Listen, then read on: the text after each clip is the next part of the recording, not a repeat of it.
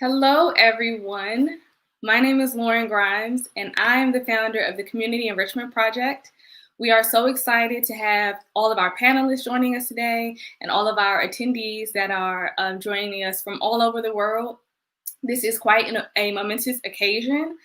It is the 100th anniversary of the United Nations, such a great organization, and we are really honored to be partnering in order to host this International Youth Panel for today and tomorrow. So this is a 2-day panel. If you're joining us today, please join us again tomorrow at 9 p.m. EST.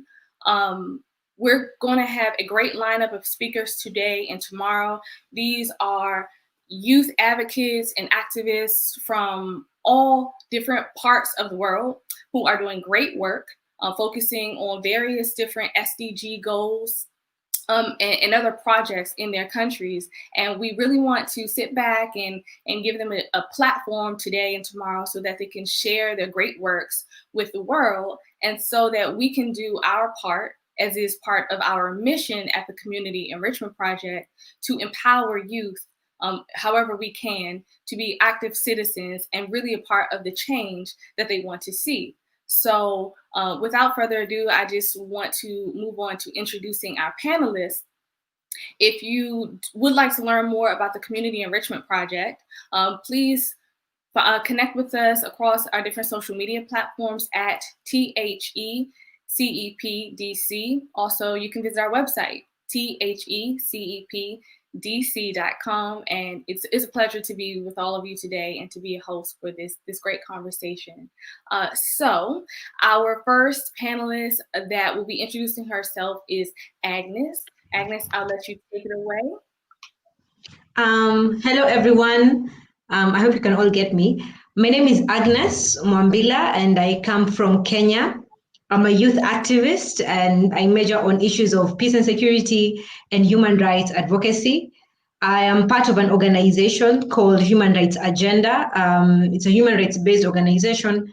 We majorly do our work across the coastal region of Kenya, mainly in supporting and advocating for youth rights, rights of minorities and vulnerable groups, as well as supporting young people who are leading peace and security initiatives at the community level.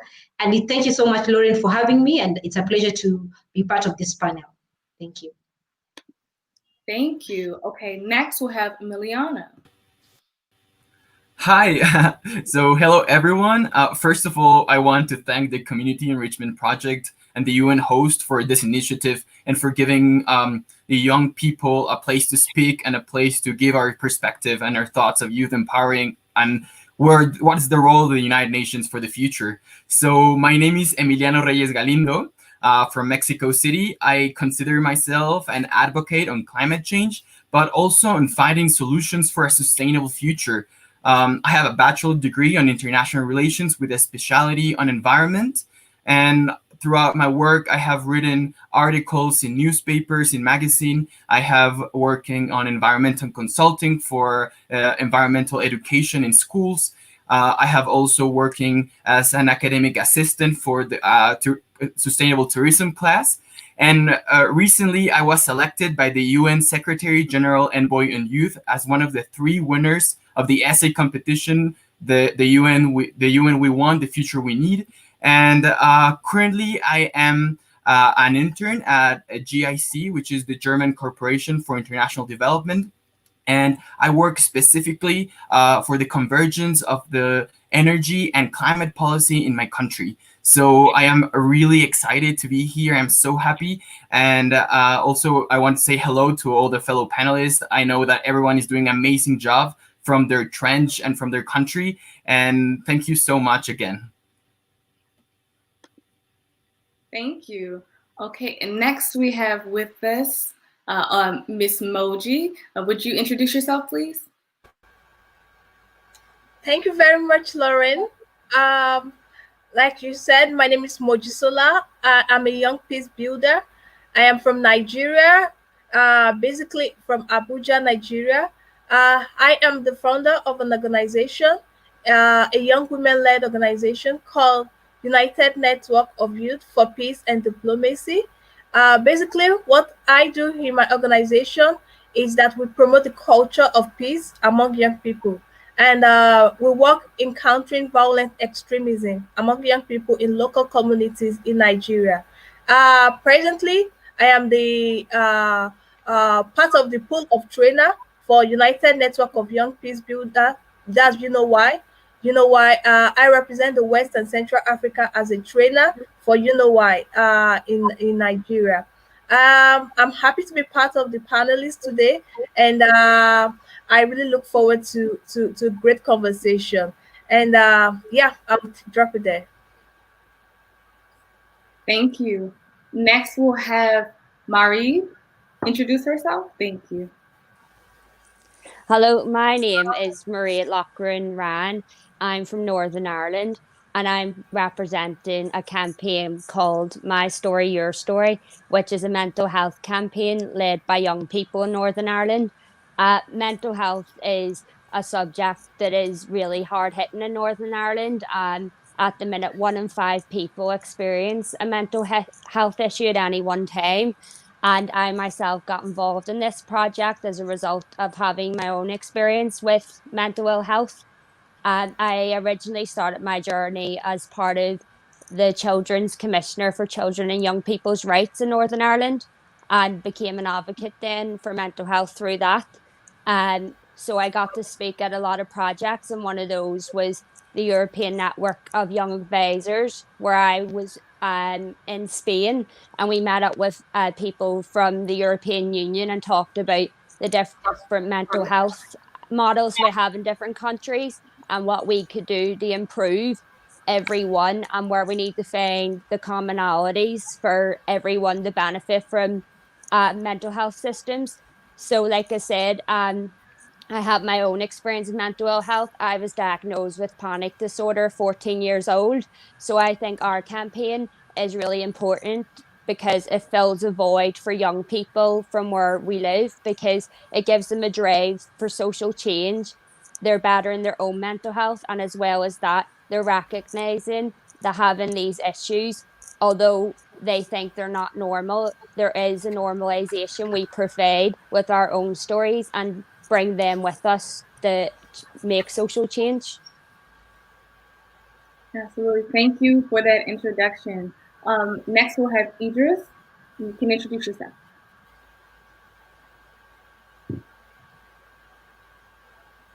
Okay, I think there may be some technical difficulties going on. Thanks to everyone for bearing with us.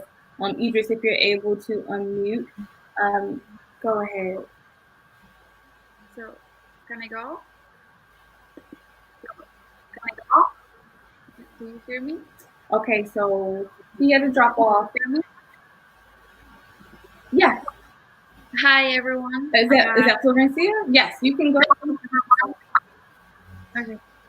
Hi, everyone. How are you? Thank you, Lauren, and the Community Enrichment Program for giving me and the Antarctic Youth Coalition this opportunity. My name is Florencia Garro. I'm 26 years old.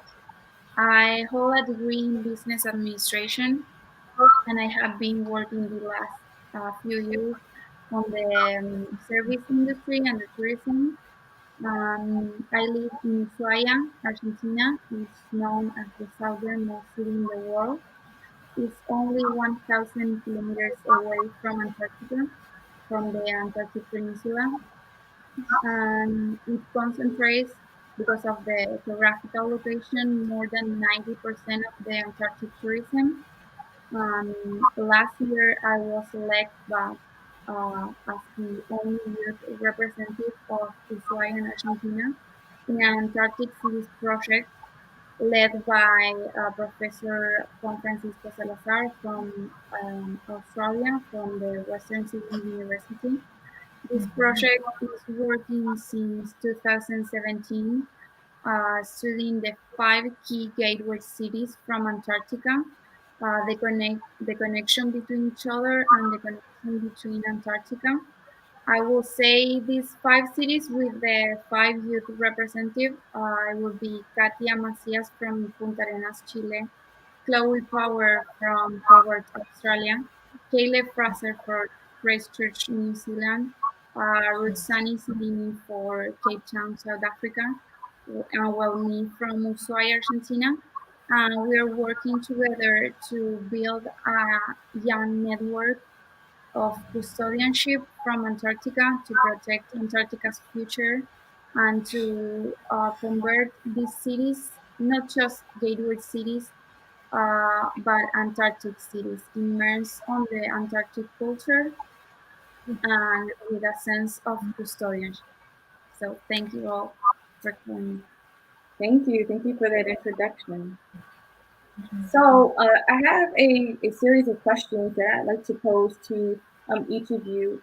So for our audience, what I'll be doing is I'll ask questions and I'll allow each of our panelists to answer them. If anyone from the audience has any questions for the entire panel or for a specific panelist, if you're joining us on YouTube, feel free to type your questions in the chat and we will have a moderator review some of those questions to share them with the panelists here with us today. So the theme of UN75 is shaping our futures together. And again, we are all representing different parts of the world and different actions and goals related to CDGs. So I want to pose a question to you all in terms of working together. What does your ideal world look like in 25 years? In 25 years, it will be the United Nations 100th anniversary. So in 25 years, what do you hope to accomplish together with your partners on the ground where you live, with some of the other panelists here? How can we work together to create the ideal world that we want to see within the next 25 years? And we can start with you, Agnes. Thank you, Lauren. I think for me, 25 years from now, I'll be 50. So it will actually be a very interesting age. And I hope by that time, the young people who will be coming after us and the teenage girls and the teenage boys will be living in a country or a world where they don't have to go to streets and actually protest for their rights to be fulfilled, where we'll have governments being accountable and we won't have to constantly be having to write petitions and call them out and campaign online for them to actually create change that we actually want to see.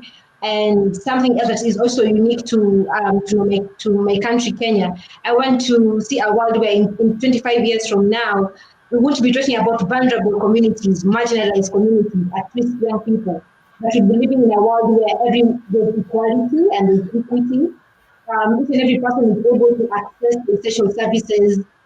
Every person is able to live in a world where they feel protected, they feel respected, whatever needs that they have, they actually feel are fulfilled. So 25 years from now, when I'm 50, I would like to be living in such a world. We may call it a utopian world, but that is what we are fighting for, and that's what we are struggling for the young people to come after us. Thank you, Agnes. That's really helpful. Emiliano, how would you like to answer the question? What does your ideal look like in 25 years, and how can we work together to accomplish those goals? Thank you, Lauren. So this is a very, very important question because we have in our hands the future that we want, and the actions that we take during this 25 years will determine the quality of human lives for hundreds of years to come. So on an ideal world, on a world that we want to create in the year 2055, the leaders of the world first, they will have listened to scientists and especially to the IPCC, because according to their studies, to limit global warming to 1.5 degrees, which is the goal of the Paris Agreement, it will require a drastic action now. And by 2050, we need to achieve carbon neutrality. This is the only way to meet the Paris Agreement and to build a safe space for humanity. But a very important question is, what will it take to achieve this goal and to arrive into this safe space for humanity? So first of all, we need to invest in green jobs, green jobs go from renewable energies, energy efficiency, but also, for example, teaching, art. These are low carbon jobs, and this is very important.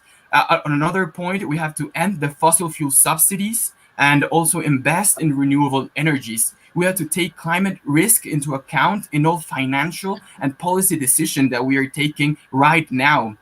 Like if we do, there are also a lot of options that we have to take right now to build this beautiful future that we want to create. And if we did this by 2050, we will have livable cities with clean air. And because right now 50% of the population live in cities, and by 2050 there are going to be around 70% of the world population living in cities. So we need to create livable and sustainable cities. And for me, I want to have buildings that have rooftops with solar panels, with renewable energies. They will have gardens so we can produce our own food. We'll have electric public transport, and the personal transport will not be necessary because the public transport will be so great. Also, the standards of living will rise so much because we'll have a climate circular economy. We also be close to zero waste in every single industry. In another part, the energy will be produced by clean and sustainable energy, and millions of jobs will be created because of this industry. And also, we're going to have a closer relation with nature and with biodiversity. So this is very, very important because the actions we are taking right now are pushed by young people like us to have this beautiful and this important future that is not only necessary, but it's what we need to do if we want to have a safe space for humanity. Thank you. So yeah, this is like a future I want to create. I love that. Thank you, Emiliano. Okay, Moji, would you like to share your response with us as well? Thank you very much, Lauren. And thanks to everyone that has spoken. Honestly, I live currently in a country where young people feel so frustrated, and they feel like more like hope is lost for them. And I kind of live in a country where the leadership does not listen to the people and the voices of the local people. So if I want to create a world 25 years from now, I'm expecting to see a world where the principles of democracy, which includes human rights, security, human development, people-oriented governance, is being consolidated and is being strengthened. A world where the voices of local people matters to the government, to people in leadership. Honestly, is the kind of world that I'm looking for, because when the people cannot connect to the leadership and the young people cannot access opportunity, there is very much chances that extremism, violence, hunger, and poverty will loom. And this and currently this is what we are seeing, particularly in many African countries. I'm expecting to see that opportunities are given to young people. You know, young people have access not just to dream, but to bring their dreams to come alive. And these are some of the things I'm expecting to see in the world. And also, particularly, I'm looking at seeing a world where women and girls are given voices to speak.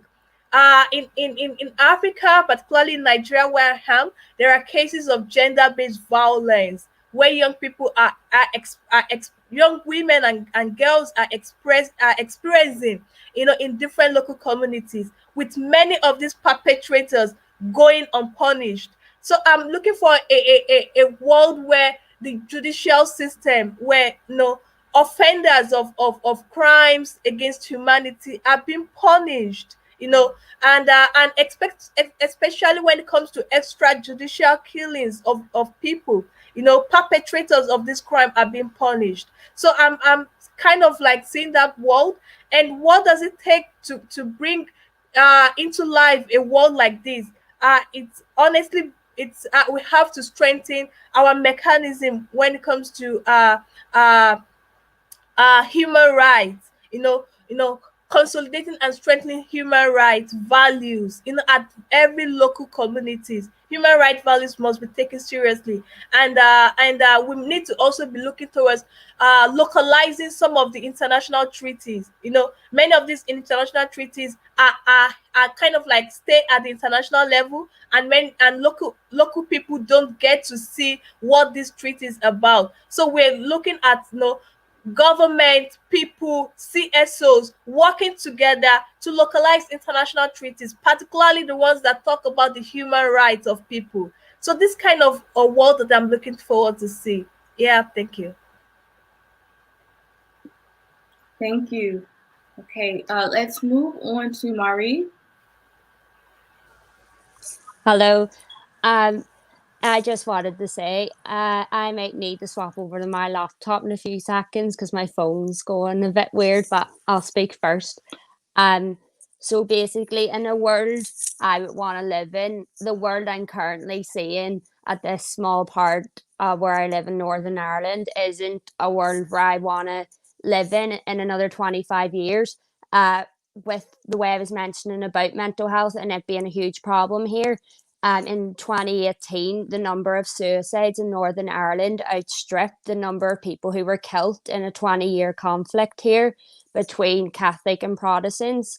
So there was a 20-year conflict in Northern Ireland where both sides had a conflict. And basically, in this day and age, we're still sitting with peace walls that divide us. We don't have integrated education like other parts of the world.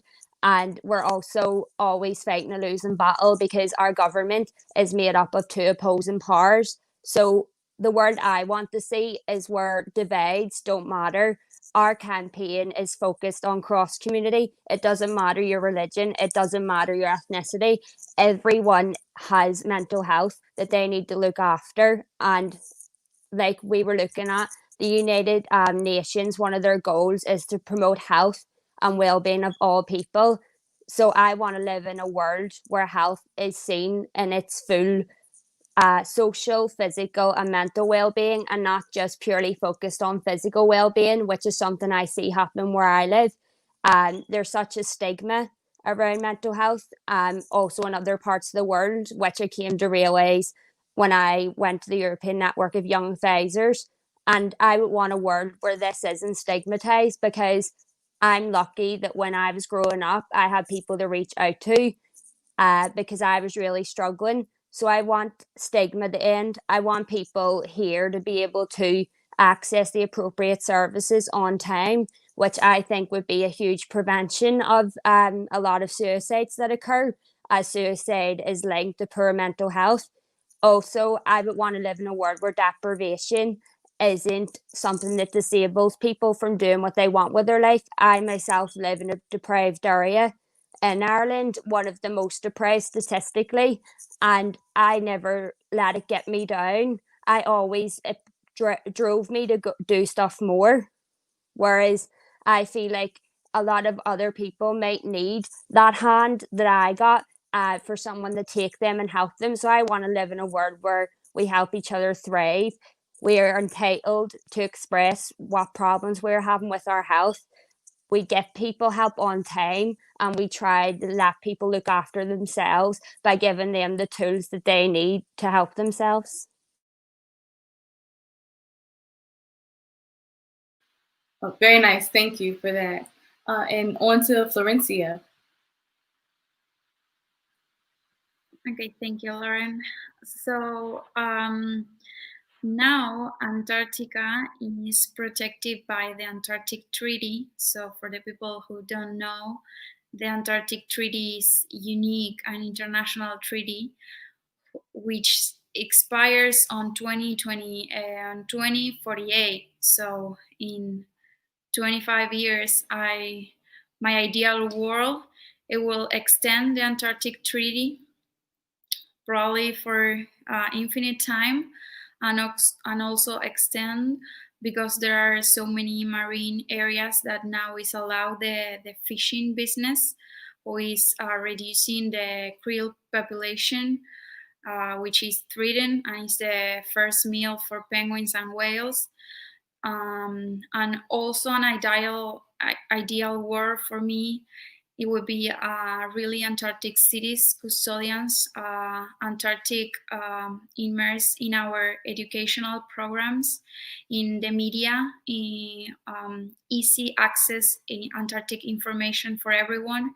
So we all, as a world, can really understand the importance of the Antarctic for the whole planet, of the climate change.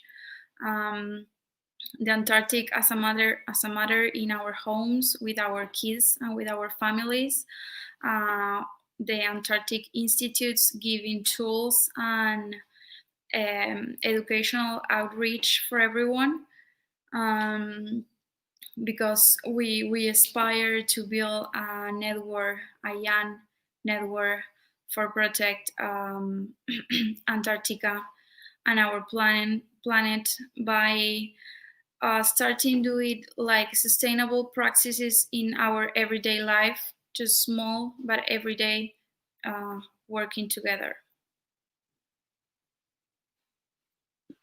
Thank you for sharing that. You all have some really robust ideas about the next steps that we should all take in the various countries that we live in, across different policies and platforms, in order to make these great changes. I do hope that we will see all of these things happen. And I know that from the work that you all are doing right now, we'll get even closer to these fantastic, wonderful ideas that we have of the world in the next 25 years. I also wanted to take a second to ask you all to speak a little more about the specific work that you are doing, and to tell us, your audience, what kind of support do you need? What kind of support do you need to further your work on a local level, on a global level? What does support look like? So again, we can start with you, Agnes. What work are you doing, and what kind of support do you need? What does support look like for you? Thank you. So for me, I majorly work to address two key things, and one is on issues of human rights, and the other is on issue on peace and security. So for peace and security, my main focus is on building the capacity of young people to participate in peace and security processes. And as for Kenya, as most of you know, Kenya has been one of the hardest hit countries on issues of terrorism. So especially for the coastal parts of the country, where we have a large number of young people being radicalized and being recruited to violent extremism networks. And what this has done, it has provided a leeway where there's a lot of cases of extrajudicial executions, a lot of cases of enforced disappearances, and that is where now we tie in my work on issues of human rights. So first, what we do, we're able to bring together young people from the community level, especially the young people who are coming from hotspot areas, especially those people who are direct victims of violent extremism, who have lost their parents, who have lost brothers, who have lost sisters to recruitment, to terror networks. And we're able to bring them on board and provide psychosocial support for them, so that it can be a leeway for them to be able to talk about the issues that they go through, but also they can become champions of peace at the community level, because most of the time these young people are sidelined from the community, they are victimized, they're taken as outcasts. But my work is majorly on how can we be able to bring these young people to be leading peace and security initiatives, so that the government, the society, and especially law enforcement agencies do not victimize them, but actually see that they're actually also contributing to issues of peace and security. And secondly, we're able to tie that up with issues of human rights advocacy. What we've seen in Kenya, especially in the coastal region, is that in access to some of the essential services, issues of being not able to access justice, issues of your rights are not being respected. Issues of police brutality have been, so many of those cases have been happening in our country. So sometimes there's some of the push or pull factors that could lure, people to join criminal groups or even violent extremism networks. So we are able to, work with government, especially local security officers like police, judicial actors. What we have here in Kenya, we have the court users committees that bring together security agencies, and we're able to talk to them and tell them the importance of making sure that people who have been affected by violence are able to access the justice that they need, that governments are able to uphold human rights. And we do this by advocacy messages, especially in social media platforms. We're able to hand in petitions to our government and to other international bodies that can also support us. So majorly that is the work that I am currently doing with young people at the coastal region of Kenya. And for me, what support looks like is one, amplifying the work that we're doing here. And that's why I'm very thankful to you, Lauren, for giving us a platform to actually talk about the work that we are doing. So that the world over can, one, know that the young people in these countries who are doing tremendous work, who are part of creating change positively. And so we can be able to shift that narrative that has been going around, that young people are violent, young people are not working to create change. And not only that, but you can also inspire other young people who are doing this work, that if we are able to learn through this, if we're able to go through these obstacles that we meet along the way, then you are also able to.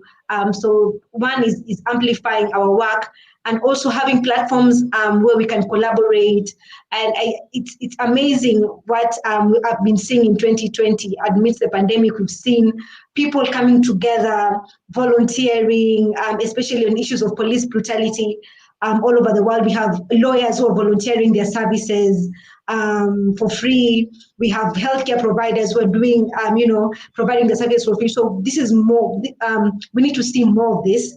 Where people are able to give their time voluntarily to conduct or to do such important initiatives in the community level. And thirdly, we need to have international organizations, particularly the United Nations, holding our governments accountable. There's so much that we can do as communities, because we say power to the people, right?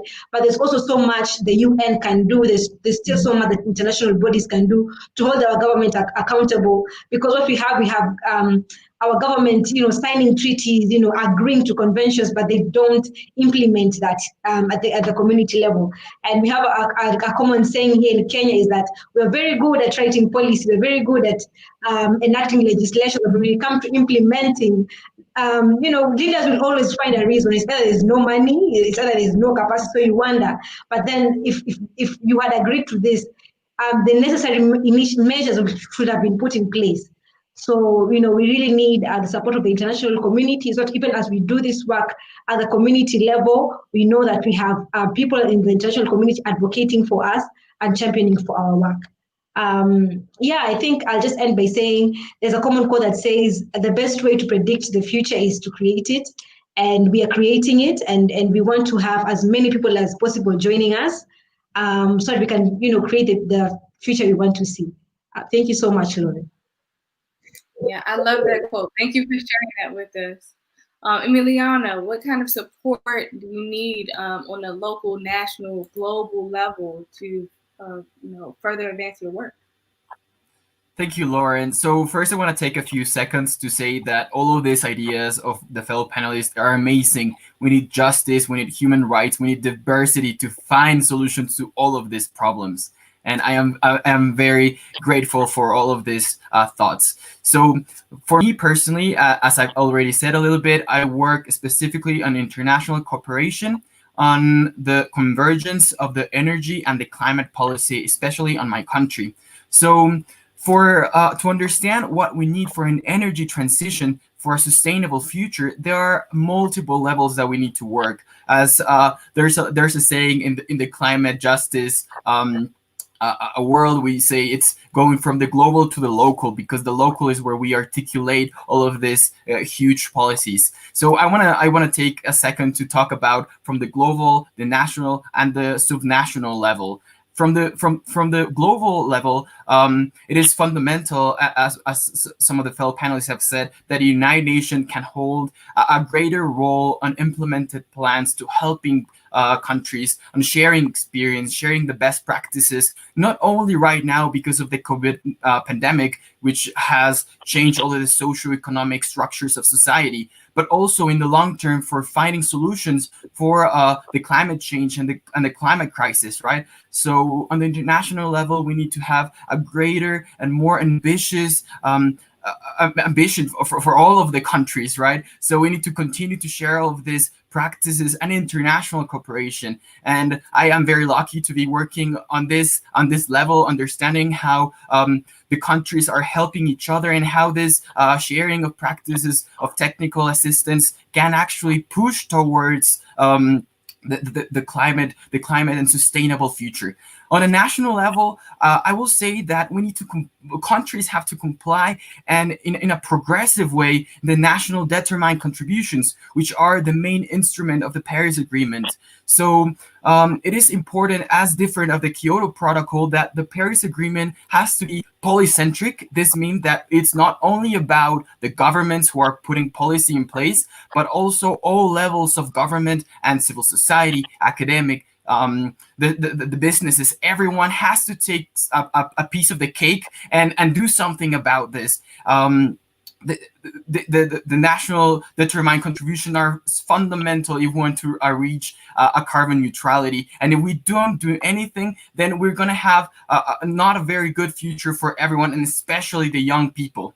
And on a subnational level, I want to say that it is fundamental that cities, that states, they have to transition also into this sustainability frameworks, because as we know, the subnational level is where all of this policy is driven down into it. So we need to move into a sustainable urban planning first of all for cities. This means investing on renewable energies, as I told a little bit. This means talking about sustainable infrastructure, going into the best infrastructure that is low carbon, but also help the society and the people that are living in the cities and also in rural places. We need compact cities. This means that cities that people are easy to walk, to use the public transport. And these go in hand with electromobility. So electromobility is a fundamental piece of building a sustainable and smart city. But also I want to give a little step forward in what we as individuals, what we as a community, we need to do. And I think that we have a great responsibility as individuals and a community to push toward this sustainable agenda. And we have to do everything that we can in our hands to do this. And I think it's amazing that young people are doing it. And as some of them have told already, but last year we had the massive climate strikes for telling the governments we are not doing enough. What your policy is not taking us to the future that we want. And this kind of policy of political activism is the kind of political activism that we need. Young people have to take into account their voices. They have to speak loud, and the people in power, they have to hear us, because that's the only way we can build bridges between generations and to create the future that we want for us as young people, but also for the future generations that are coming. So there are a lot of work that need to be done from every level for every generation. But I am sure that if we work together, if we work hand in hand, everyone, regarding of their place of origin, regarding of their country, regarding of their age, of anything, we can actually push towards this green, new, sustainable future. So that is what I think that we need for a collaboration between everyone. And without a collaboration from the global to the national to the subnational to the community, we're not going to achieve these goals that we are all talking about. Absolutely. Thank you. All right. Let's see who we'll have next. Mari, are you able to share what kind of support you feel that you need on the local and global level for the work that you're doing?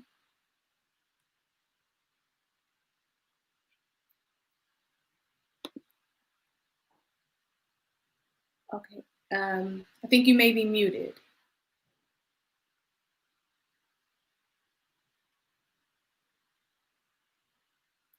Okay, for now, we'll move on to Mojisola, if you can share. Thank you very much, Lauren. First, I would like to talk about what I do.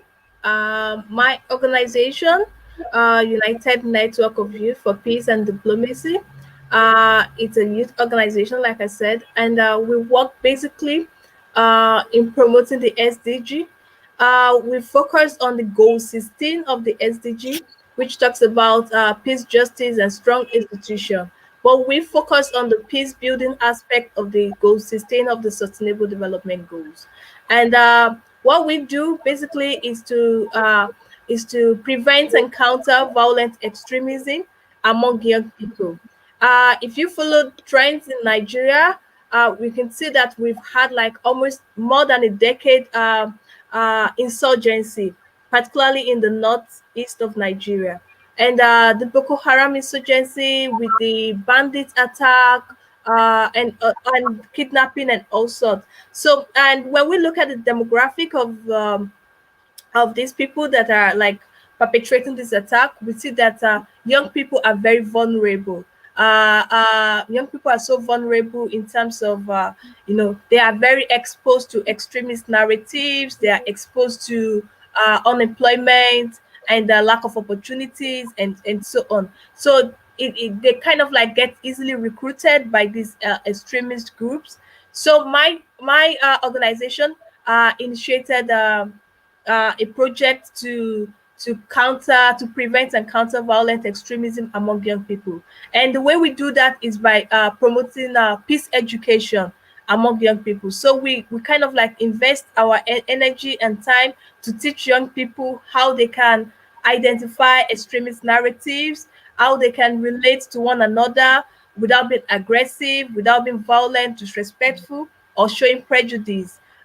We also, our peace education is also focused on empowering young people on how they can think critically, on how to dialogue, build trust, collaboration, and reconciliation. So these are some of the things we do in our peace education aspect. Our overall aim is to like promote the culture of peace among young people.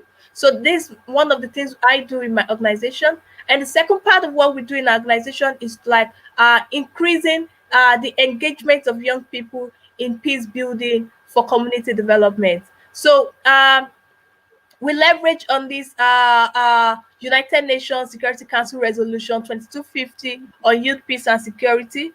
We leverage on that document to work in Nigeria to promote and increase youth participation in peace building, because the demographic of population of Nigeria, it's like more than 60% young people, and the involvement of young people, we believe, will make peace building to be more sustainable at every local community. So what I am doing through my organization is that we are creating a local network for women, young women particularly. We called it the Young Women Teaching Peace. This local network helps to increase and also strengthen the participation of young women in peace and security. So we kind of like create a platform where young women in local communities can access resources, they can access skills and mentorship and also peer support through this platform, so that they can also begin to start their own peace club within their own local community. So these are some of the major things that we do in my organization. Peace education in terms of countering violent extremism, and also increasing the engagement of young people in peace building activities. If I'm to say that what are kind of the support that I'm looking forward to, first of all, I would say that in Nigeria, there is a shrinking civic space. Young people working in the civil society space are kind of like more like targets. they face a lot of attack, maybe from security forces, maybe from non-state actors. No, we kind of like the security for CSOs, for young people as peace builders is not, it's not safe.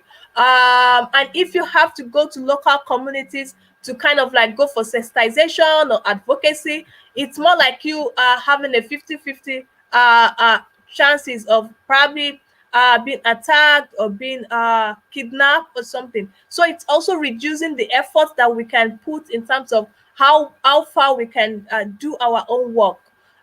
So we want the civic space to be safe for us as young people. We really want the government to take note of maybe like police brutality or kind of state actors attacking people who are working within the civic space, particularly young people.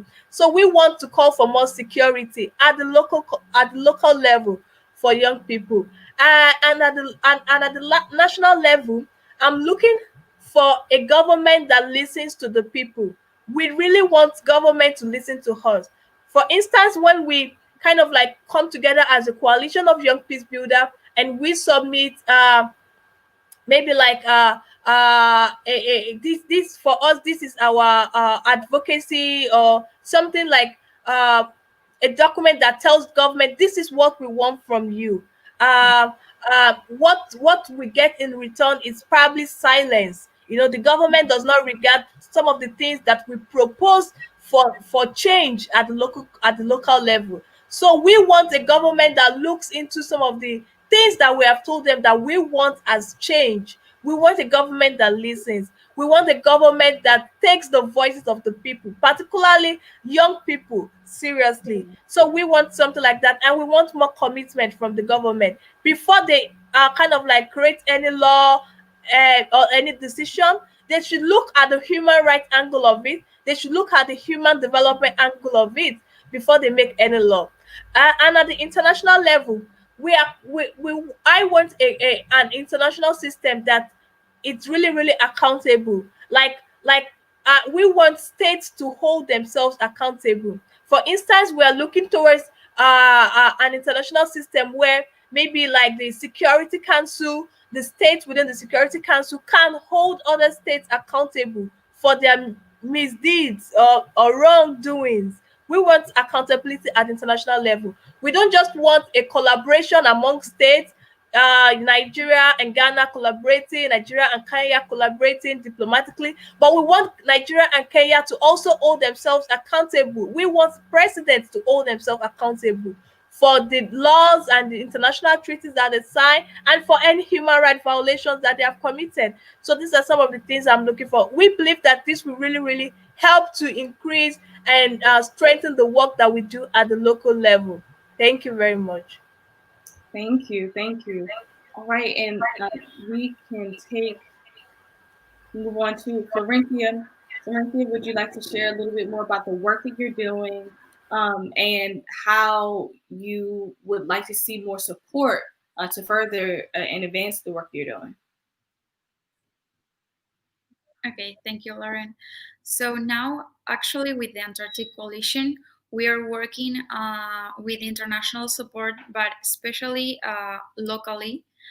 Every one of us is recruiting people from the cities, people who are really connect with Antarctica and people who hasn't any connection at all.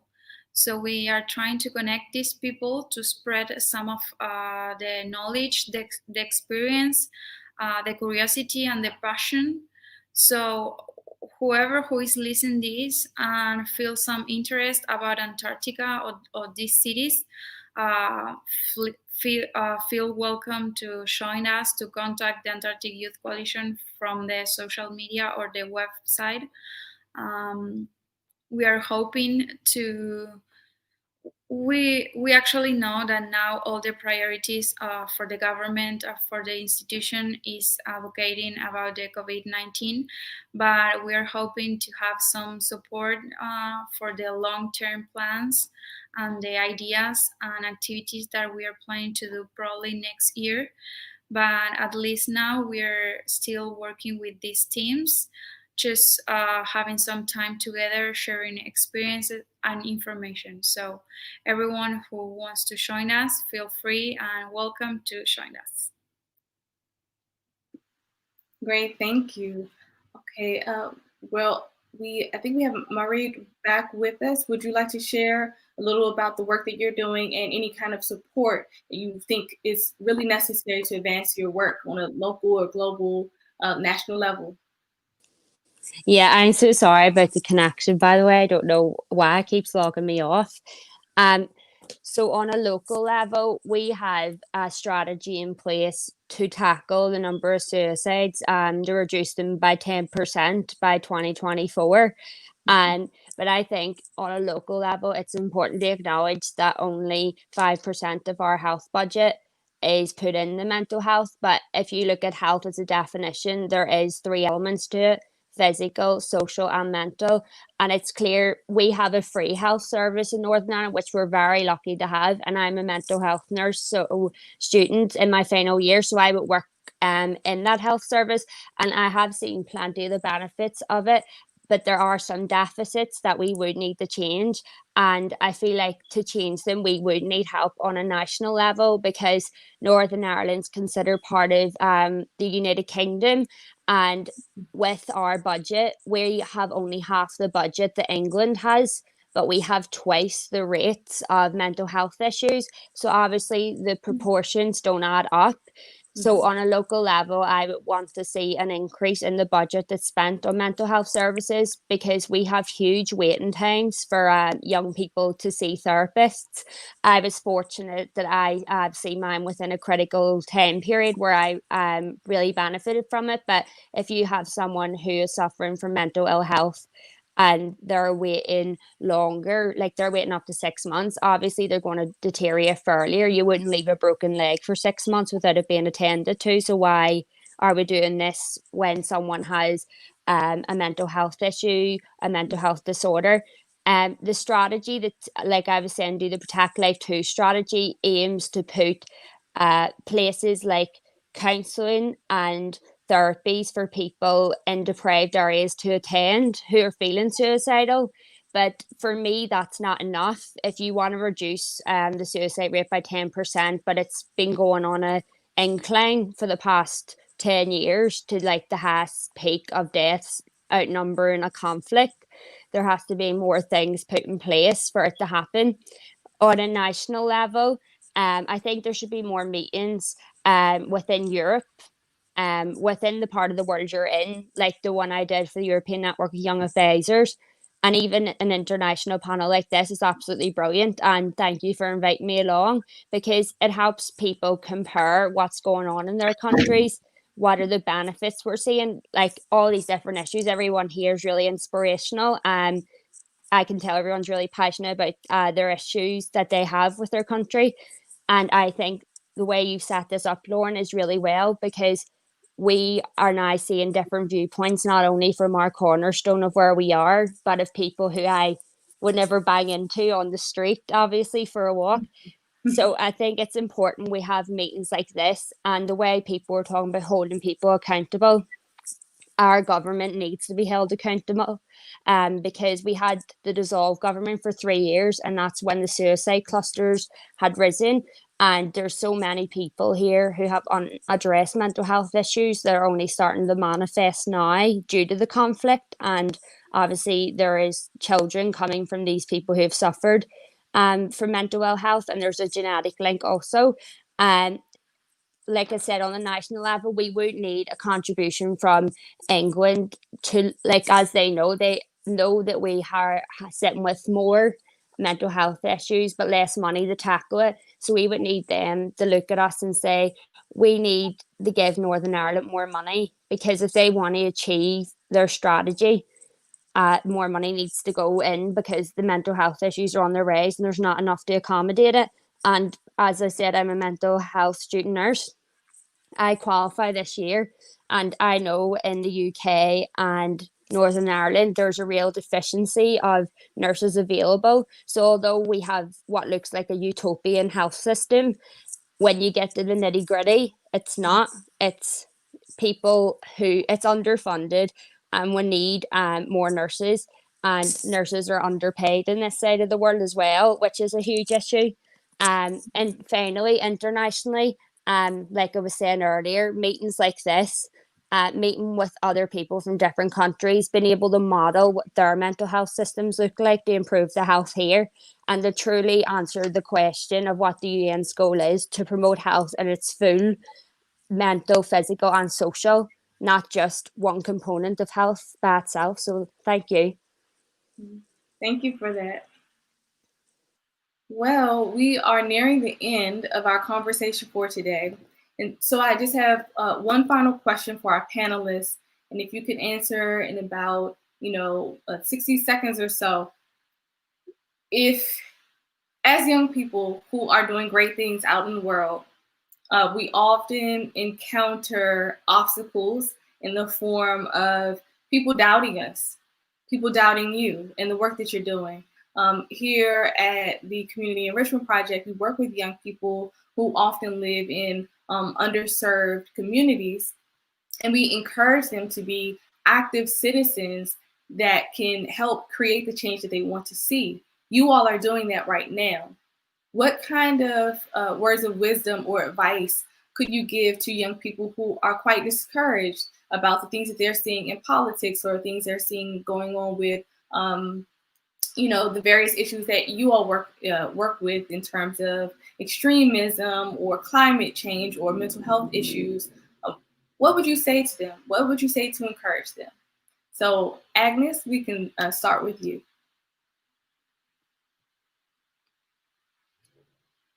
I think Agnes may be frozen. We can move over to Emiliano. What would you say? Hi, yeah, thank you. Okay, so I would give 5 things of advice for young people around the world that we can do not only for climate change, but all of these transversal issues. So first of all, we have to let go the old world and imagine and hold the vision of the future that we want. So we can have the vision of that moves us not only personally, but also the community we are around. The second thing I will say is defend the truth. That even though we are living in a post-truth world, we need to hold the truth as the higher standard. And especially in climate change, we need to hold the scientific truth into place, right? This is the only way we're going to have the future that we need.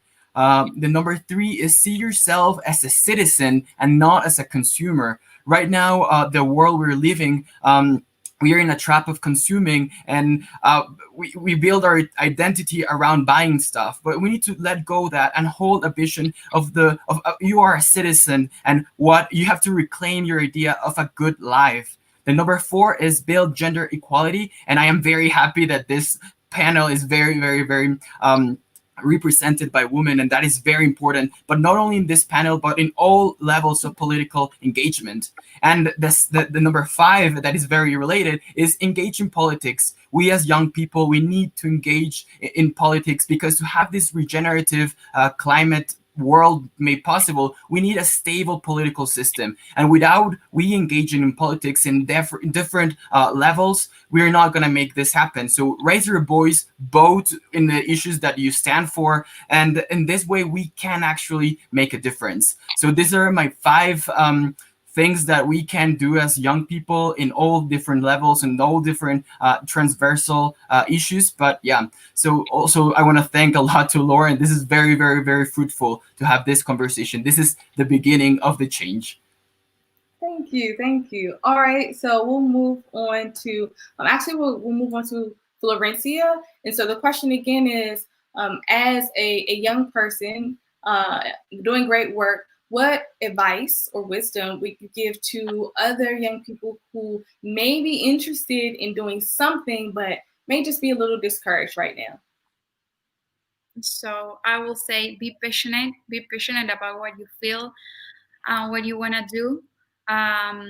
Try to surround people with the same passion. Try to encourage people to do something. If you see something with passion, encourage them to do it, because the future future depends on us. We are future leaders. We all can be future leaders. So surround with people with mission, ambition, and focus on, because we can do better work and better work for our generations to come. Thank you. Thank you. Next, we can have Agnes answer that question for us. Yeah, sure. I think for me, I'll say three things because the question you've asked is actually close to my heart because there comes a time when you really question yourself about the things that you're doing and you wonder, am I actually creating change? Am I heading towards the right direction? So I'll share some three things that have worked for me. One is educate yourself.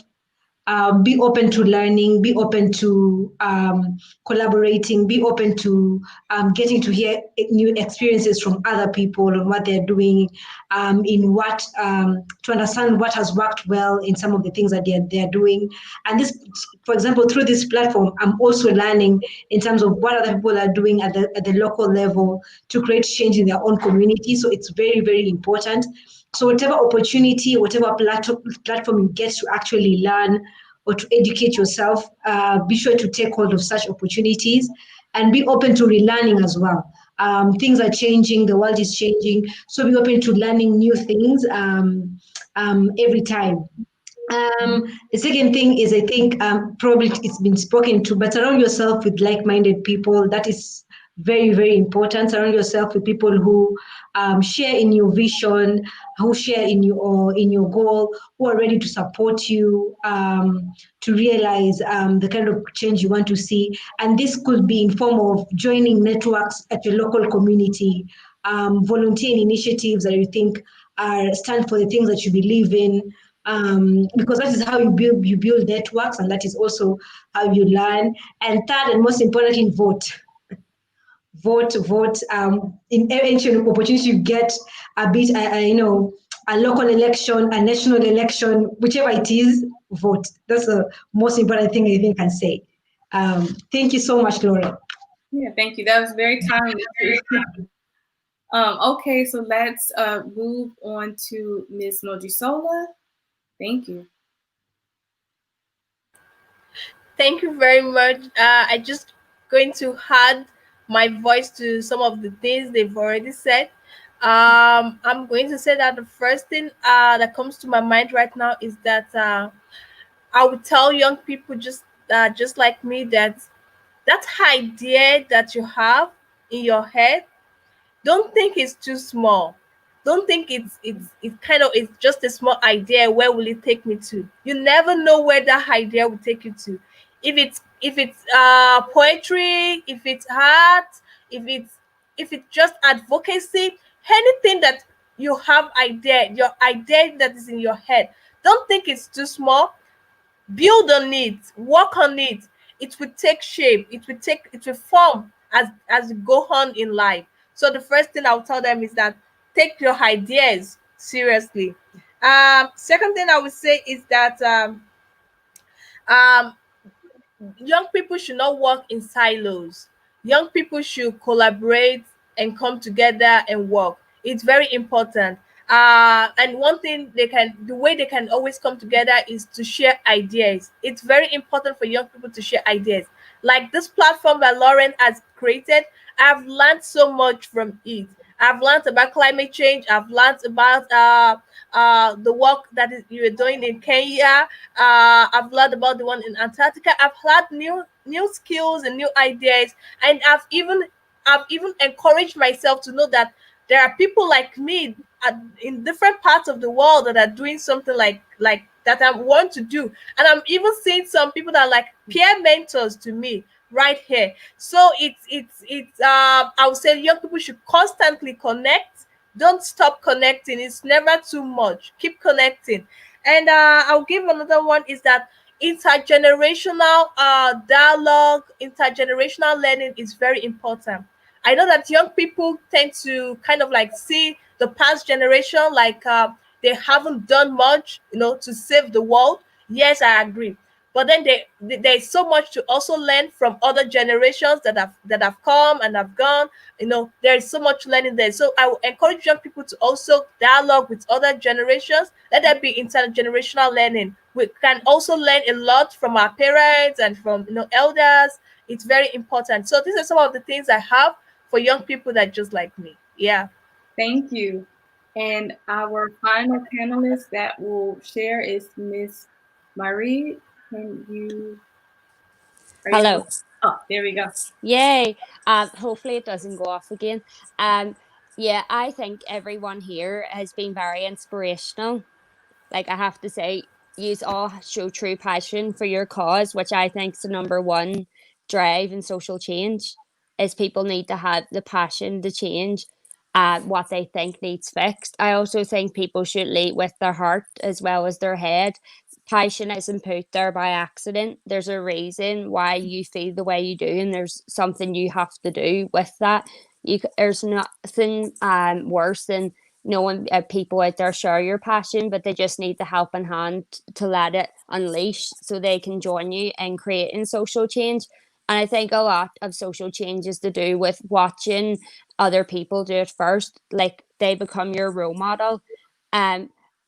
The way you were saying about you love gender equality and stuff like that, I love that too. I also think that the main drive in social change for me was being given opportunities that I wouldn't have necessarily been handed because of where I live. So I think that having panels like us proves to other young people you don't have to be a stereotypical type of person to have these achievements. I always had a drive to want to help people in my area, and I wasn't happy with how my area was, and I've just kept going from I was 16, campaigning about mental health. I'm 21 now, and I'm still going, and I went on to pursue a career in mental health nursing, to act as an advocate for people who were once like me, because it's a reciprocated service. We owe it to one another to help each other at all costs. Thank you. Thank you for that. Well, this is the end of our dialogue for today, and I just wanted to say thank you to every panelist who chatted with us today, to every audience member who sat through our session. I learned a lot. I feel like all of the panelists did, and all of the audience as well. And this will be an ongoing conversation. We're here celebrating the 75th anniversary of the United Nations, but the work will continue on for years and years and generations to come until we get things right, until we craft and create the world that we want to see. So I just want to, again, thank everyone for being here. Please join us tomorrow. We'll have part 2 of this conversation at 9 p.m. EST. Again, I'm Lauren Grimes, the founder of the Community Enrichment Project, a youth civic engagement nonprofit based in the United States. And it's just been an honor to collaborate and connect with all of you young people who are all over the world doing great things. So enjoy the rest of your day and keep up the great work. Thank you. Thank you, Lauren. Thank you. Thank you.